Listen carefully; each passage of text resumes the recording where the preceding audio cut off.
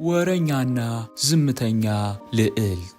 ከዕለታት በአንድ ቀን አንድ ፈረንሳይ በተባለ ግዛት ውስጥ አንድ ትልቅ ቤተ መንግስት ነበር። በዚህ ቤተ መንግስት ውስጥ ንጉስና ልዕልቷ ሁለቱም ልጅ ወለዱ፣ መንታ ልጆች። አንደኛዋ ስሟ ማሊክ ስትባል አንደኛዋ ደግሞ ሃና ትባላለች። ማሊክ በጣም ተጫዋች፣ ማውራት የምትችል ገና ስትወለድ ጀምራ ድምጿ የሚሰማ ልጅ ነበረች። በጣምም ደስ የምትልና ሁሉም ጋር ማውራት ምትችል። ሁለተኛዋ ግን በተቃራኒው ማውራት የማትችል ልጅ ነበረች፣ ዝምተኛ ነበረች። ማን ካላችሁ ሃና በጣም ዝምተኛ፣ ማውራትም ስለማትችል የግል ቋንቋ አስጠኝ ተቀጥሮላት ነበር፣ መናገር መስማትም ስለማትችል። ያችኛዋ ማሊክ ግን መናገር ትችል ነበር። ሁለቱም እየሄዱ መሊክና ሃና ከጀርባ ደግሞ ጓደኞቻቸው የአካባቢው ገዢዎች እየተከተሉ እንደዚህ ይላሉ። በጣም የማሊክ ድምጽ ግን በጣም ደስ ይላል። ሃና ግን ለምንድነው ማውራትን መስማትን ማትችል ይላሉ። በዚህ ሰዓት መሊክ እንደዚህ ያለች ይሄን ሰምታ ስለነበር ሃናን ጓደኛዋን ሃናን እንደማትሰሚኝ ያውቃለሁ፣ ግን በጣም እኔ ዛሬ አምሮብኛል፣ አንቺም አምሮብሻል፣ እሺ እቴ እወድሻለሁ አለቻት። በጣም ተወዳት ነበር። ምንም እንኳን መስማት ባትችል መንታቷ ስለሆነች ብቻ ተወዳት ነበር። ማን ካላችሁ ማሊክ ሃናን በጣም በመገረም እያየቻት ነበር። ከሄዱ በኋላ ከሌላ አካባቢ የመጣ ልዑል ጃሲ ነበር። ከዛ ልዕልት መሊክ ሄደችና ልዑል ጃሲ እንዴት ነው አካባቢያችሁ? እስቲ አውረኝ ስለ አካባቢያችሁ ስትል ሃና ግን ትታቸው ሄደች። ሃና ወሬ ብዙ ሰው ያለበት ቦታ የሚያስደስታት ልጅ አልነበረችም። ወዲያውኑ ወደ ጫካው ሄደች። ወደ ጫካውም ከገባች በኋላ ተፈጥሮ ጋር ማውራት ጀመረች። ልክ መሬት ጋር ሳሩ ጋር ዝቅ በምትልበት ሰዓት ከዚህ በፊት ሰምተው የማታውቅ አንድ ድምፅ ተሰማት። ሃና እያደግሽ ነው የሚል። በዚህ ሰዓት ሃና ተገርማ አሁንም መንቀሳቀሷን ቀጠለች። ወፎቹንም ስታይ የወፎች ጫጫታ በውስጧ ተሰማት። አሁንም በመገረም ወደ ውሃው ስትሄድ አሳዎች የሚያወሩት ጫጫታ ተሰማት። በዚህ ሰዓት ለእሷ አዲስ ስለነበር ሙሉ ለሙሉ ይህን ጫካ በደስታ መዞር ጀመረች። ዝናብም ሲዘንብ ሃና በደስታ በዚህ ዝናብ መሄድ ጀመረች። የተፈጥሮ ድምፅ እየተሰማት መጣ። ይሄ ለእሷ አዲስም ነበር። ከዛ ከቆየች በኋላ ቤቷ ገብታ ተኛች። ከተኛች በኋላ አንድ ያልተጠበቀ ነገር ተከሰተ። ከዚህ በፊት ሃና ለምዳው ሰምተው የማታውቅ አንድ የሴት ድምፅ ተሰማት። ሃና ተከተይኝ፣ ሃና እየመጣው ነው፣ ሃና የሚል ድምፅ ተሰማት። በዚህ ሰዓት ሃና ከዚህ በፊት ምንም ነገር ሰምታ ስለማታውቅ በጣም ፈርታና ተደናግጣ ነበር። ወዲያውንም ወደ እናቷና ወደ አባቷ ሄደች።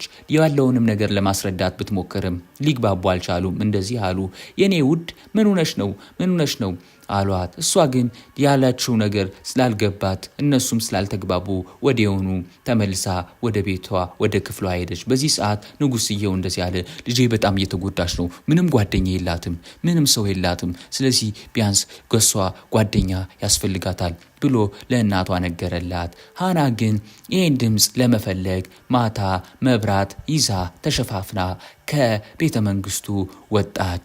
ወዴት ሄደች ካላችሁ ደግሞ ወደዛ ጫካ በምትሄድበት ሰዓት እጽዋቱ ልክ መጣራት ጀመረ። አንዱ ሂጂ ወደዛ ሃና ሚል። በዚህ ሰዓት በወዳላት መንገድ መሄድ ጀመረች። ከዛ እንዳለችው ያ ምሽት መጦ የተሰማት የሴቷ ድምፅ አሁን መጣና ሃና እየቀረብሽ ነው ማለት ጀመረ የሴት ድምፅ። እሷን በመገረም አሁን ስትሄድ እጽዋት ሙሉ ለሙሉ ክብ ሰርተው እሷን ሙሉ ለሙሉ እየጠበቋትና እየዞሯት ነበር። ሃና በሆነው ነገር በጣም ተገርማለች። ከቤቷ ወጣ ወደዚህ ስትመጣ እንደዚህ ይሆናል ብላ አላሰበችም የነበር፣ ግን የሆነችው ነገር በጣም ገረማት። ከዛ አንደኛውን ዛፍ ስትነከው ወዲያውኑ ባላሰበችውና ባልጠበቀችው መንገድ ወደ ሌላ ቦታ ሄደች። ከሄደችም በኋላ አንድ ዛፍ ተመለከተች። እዛ ዛፍም ላይ የሴት መልክ ይታይ ነበር። ወዲያውኑ በመገረም ሃና በውስጧ በጣም ተገርማ ምንድነው ይሄ ብላ ሃና ተደናገጠች። ግን ስታስታውስ ሃና ልክ መናገርና መስማት ባትችልም ማንበብ ትችል ነበር። ልክ በምታነብበት ሰዓት ስለዚህ እጽዋት ወይም ስለዚህ ዛፍ ከዚህ በፊት አንብባ ነበር ሃና፣ ሴት ስላለችበት ዛፍ ማለት ነው። ሃናም በመገረም ወደዚህ ዛፍ ሄደች። ከዛ ወዲያውን ሃና ምንድን እንደተፈጠረ ያልገባት ወዲያውን ዛፉን ስትነካው አንድ ያልተጠበቀ ነገር ተከሰተ። እሱ ምንድነው ካላችሁ ያ ዛፍ ማውራት ጀመረ። ዛፏ ጋር ያለችው ሴት ነበረች እስካሁን ሃናን በህልሟም በብዙ ነገርም ስታወራት የነበር። ከዛ ሃናን እኔ ነኝ ሳወራሽ የነበር፣ ሃናን እኔ ቆንጆ ልጅ ማውራት ባትሺም እኔ ሞገስ ሆንሻለሁ፣ እኔ እንድታወሪ ያደርግሻለሁ፣ እኔ ብዙ ነገሮችን እሰጥሻለሁ አለቻት። ከዛ ሃና በመገረም ልክ ዝቅ ስትል አንድ የምታበራ ፋኖስ የመሰለች ነገር እጇ ጋር ገባች። ከዛም እንደዚህ አለቻት ያቺ ዛፏ ጋር ያለችው ሴት፣ ሃና ይሄን በመጠቀም የፈለግሽውን እንድታደርጊ እኔ ስልጣን ሰጥቼሻለሁ፣ ሰዎች የሚያወሩት እንዲሰማሽ አድርጌሻለሁ። ይሄ ማጂክ ነው እንዲህ አለች ሃና በውስጧ። በዚህ ሰዓት ዛፏ በዩ ይሄ ማጂክ ማለት ነው አለቻት። ሃና በቀጣዩ ቀን ከእንቅልፏ ተነስታ ወዲያውን ሄደች። ወዴት ካላችሁ ደግሞ ወደ ቤተ መንግስቱ ገብታም ይሄን የሚያበራውን ነገር ፋኖሱን ለአባቷና ለእህቷ ለማሳየት ብትሞክርም ማንም ሊያዩት አልቻሉም የነበር። የአካባቢውም ሰው ለነሱ አይታይም፣ ለሃና ብቻ ነበር የሚታይ። በዚህ ሰዓት በመገረም ምንድነው የምትልች ልጅ አበደች እንዴ ማለት ጀመሩ።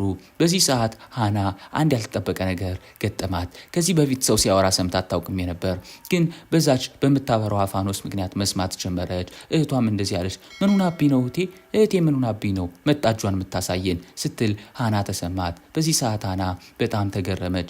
ምክንያቱም ለመጀመሪያ ጊዜ ሰዎች የሚሉትን ነገር መስማት ጀመረች። በምን አማካኝነት ካላችሁ ደግሞ በዛች በያዘቻት ፋኖስ በምትመስል ነገር ምክንያት። ከዛ ሃና መናገር ግን አልቻለችም፣ እነሱም አልተረዷትም። በጣምም ግን በዚህ ተናደደች ስላልተረዷት፣ እሷ ብቻ ታይቷት ለነሱ ስላልታየ። ከዛ እናትየዋ ልጄ ምን ሆነብኝ ነው ብላ ተነሳች። እሷ እና እህቷ ማውራት ጀመረች። ሃና በዚህ ሰዓት ምንድነው እየሆነ ያለው ብላ ተመልሳ በቀጣዩ ቀን ወደ ዛሽ ዛፍ ሄደች። አሁንም ወደ ዛሽ ዛፍ ሂዳ ሰዎች እሷን ሊረዷት እንዳልቻሉ ተናገረች። ከዛያችን የተሰጣቻትን ፋኖስ አስቀመጠቻት። በዚህ ሰዓት ልክ ዛፉ ተንቀሳቀሰ። ዛፉ በሚንቀሳቀስበት ሰዓት 3 ተክሎች ወይም 3 እጽዋቶች ወደቁ። በዚህ ሰዓት አንድ ያልተጠበቀ ነገር ተከሰተ። አንደኛዋን ስታነሳት ሃና ወደ ቀይነት ተቀየረች፣ አንደኛዋ ወደ ሰማያዊነት፣ አንደኛዋ ወደ ቢጫነት ተቀየረች። ከዛም እንደዚህ አለቻት፣ እቺ እጽዋቷ ወይም ደግሞ ይሄ ዛፉ ጋር ያለችው ሴት እንደዚህ አለቻት፣ እነዚህ 3 እጽዋቶች ከዚህ በኋላ ለአንቺ ይታዘዛሉ፣ እውነታን ያሳዩሻል። ስለዚህ ተጠቀሚያቸው። አንቺ ከዚህ በኋላ ልብሽ ማውራትና መስማት ጀምሯል። አንቺ በአፍሽ ባትናገሪም እነዚህ 3 እጽዋቶች ደግሞ በአካባቢው የሚፈጠሩ ነገሮች እንድታውቂ ይረዱሻል አለቻት። ሃናም በዚህ ሰዓት በጣም ተገረመች፣ ምክንያቱም ያልጠበቀችው ነገር ነው። ስለዚህ ሃና ይሄ በቃ ማውራት ማልችለውን ነገር በድብቅ እንድሰማና እንድናገር ወይም ደግሞ እነዚህ 3 እጽዋቶች እውነት እንዲናገሩ ያደርጋሉ አለች። ከዛ በቀጣዩ ቀን የአካባቢው ገዢዎች ሁሉ ተሰብስበው ነበር። የአካባቢው ገዢዎች በአባቷ ስር ተሰብስበው አካባቢው ላይ ድርቅ እና ጦርነት እየተፈጠረ ስለነበር በዚህ ሰዓት ሃና ሰዎች ሁሉም የተሰበሰቡትን የሚያወሩትን ለመስማት ያችን ነገር ከእጇ አወጣቻት፣ ፋኖስ የመሰለችውን ነገር። ሁሉም ስብሰባው ጋር ሲያወሩ ሃና ስትገባ ምንም አልመሰላቸውም። ምክንያቱም ከዚህ በፊት ሃና መስማትና ማውራት ስለማትችል ምንም አታመጣም ከኛ ጋር ብለው ወይም ደግሞ እሷ ስም ብላ ነው የገባች ብለው ስለሚያስቡ አባቷን ቢሆን ምንም አልመሰለውም የነበር።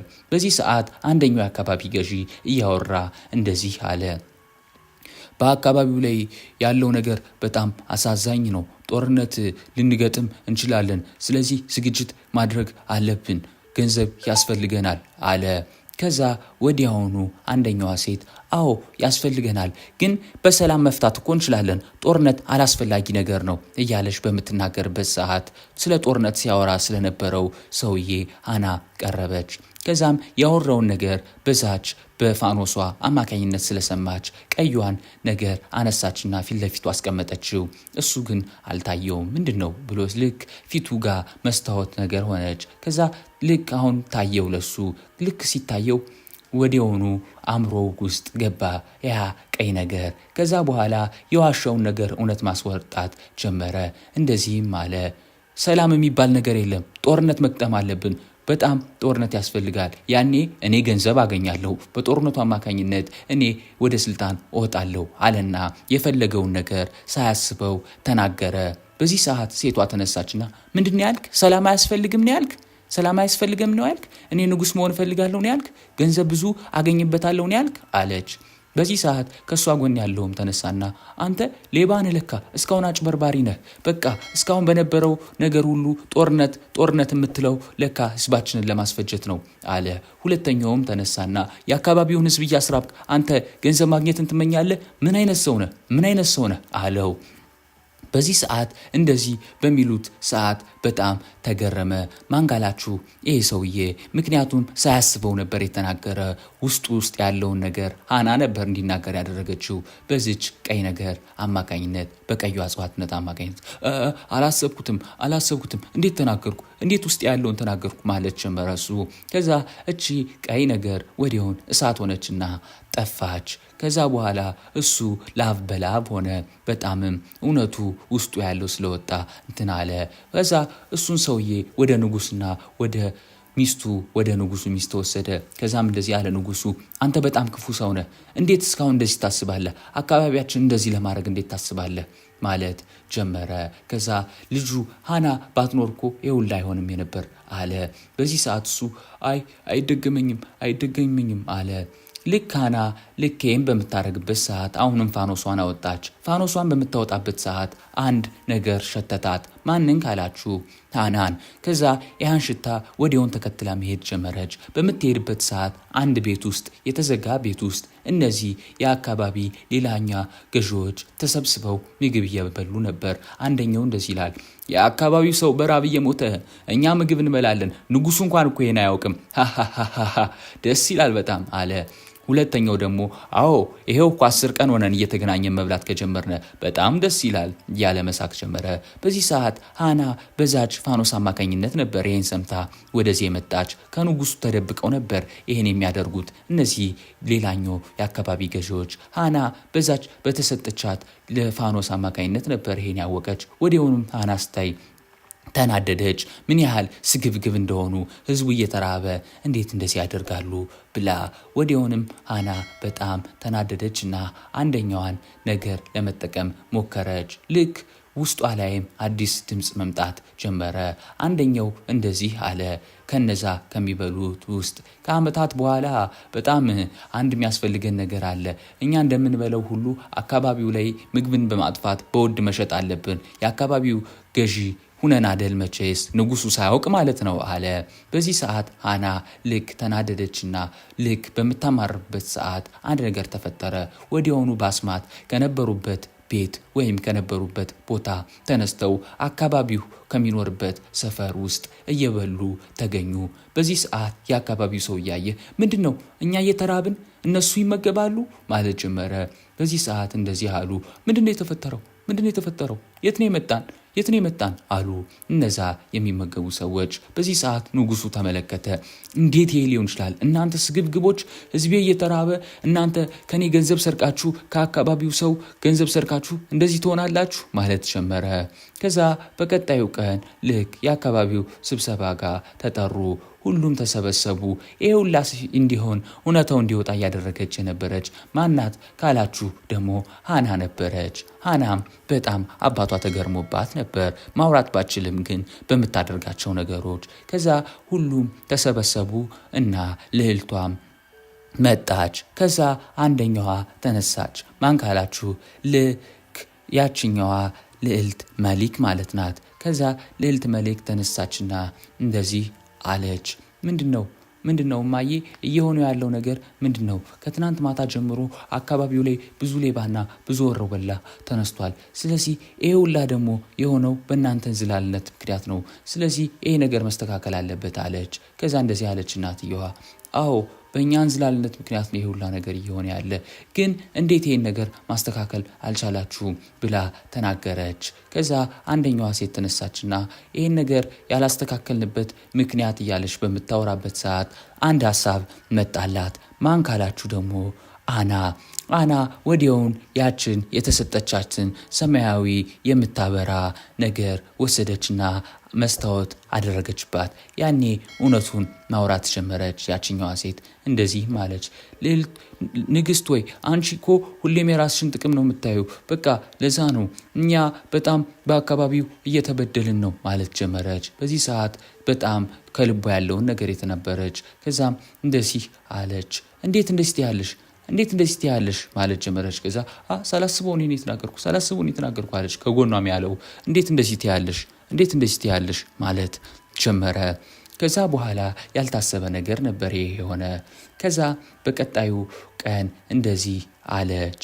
ማን ካላችሁ ንግስቷ ሁሉንም ሰብስባ ይቅርታ ጠየቀች። ከዚህ በኋላም በአካባቢው ላይ ምንም አይነት ነገር ላታረግ። ከዛ አንደኛው ሰውዬ በጣም መሳቅ ጀመረ።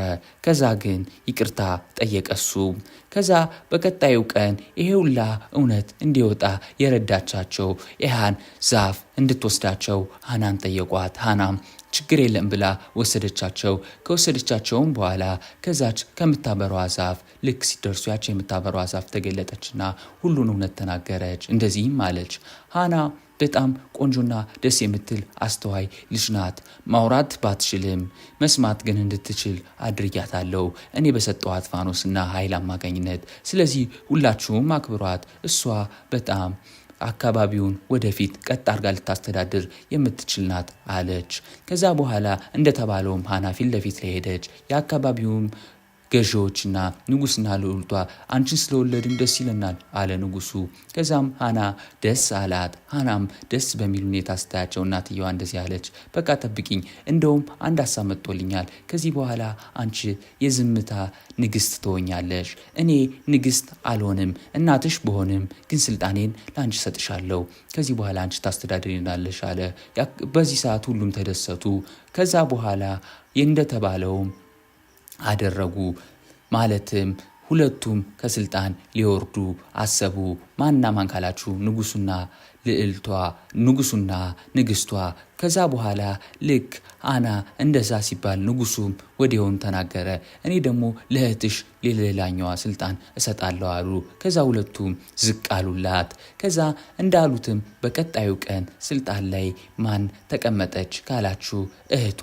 የማን ካላችሁ የሃና እህት። የሃና እህትም ከተቀመጠች በኋላ ስልጣን ለሷ ተሰጣት ለማሊክ። ከዛ ደግሞ የዝምታ ንግስት ነሽ ተብላ ሃናም ስልጣን ተሰጣት። ወዲያውኑ አካባቢው ደስ የሚል ሆነ። ሃናም እንደለመደችው ወደ ተፈጥሮ ወደዛ ጫካ እየገባች ትዝናናለች፣ ትፈነድቃለች። አቅሟንም በመጠቀም እውነታን ለአካባቢው መስራት ጀመረች። ልጆች ከዚህ የምትማሩ ሰው ዝምተኛም ሆነ ማውራትም ቻለ፣ መስማት የተሳለውም ቻለ፣ ሁሉም እኩል እንደሆነና ፈጣሪ የተለየ ኃይል እንደሚሰጣቸው ነው። ቻናሉን ሰብስክራይብ ማድረግ፣ ቪዲዮን ላይክ ማድረግ እንዳትረሱ። ኤክስኤም ፌሪ ቴል